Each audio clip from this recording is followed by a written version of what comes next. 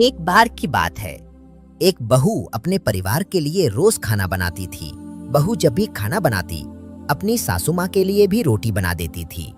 बूढ़ी अम्मा जब भी रोटी खाती, वह प्रभु को याद करती और कहती, भगवान, ऐसे ही हमें सुख चैन की रोटी देते रहना।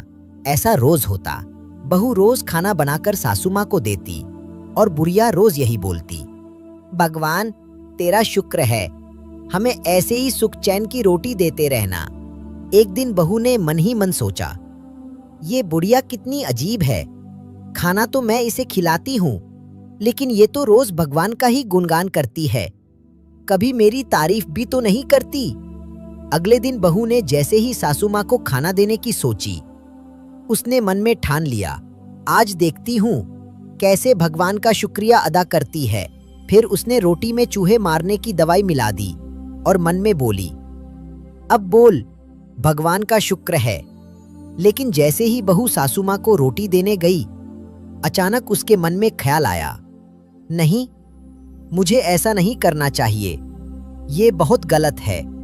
बहू ने वह जहरीली रोटी बाहर कूड़े में फेंक दी और फिर दोबारा ताजा रोटी बनाकर सासू माँ को देकर आई।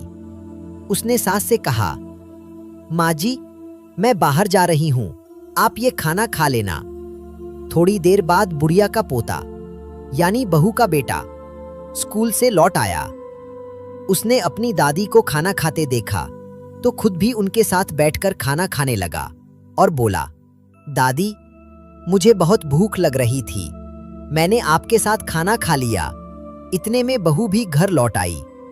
उसने अपने बेटे को दादी के साथ खाना खाते देखा तो उसके पैरों तले जमीन खिसक गई। बहू के मन में बार बार यही ख्याल आने लगा, हे भगवान, अगर मैंने वही जहरीली रोटी सासू माँ को दे दी होती तो आज मेरा बेटा वही रोटी खा लेता। इस कहानी से हमें ये सीख मिलती है, भला करोगे तो भला होगा, बुरा करोगे तो बुरा होगा।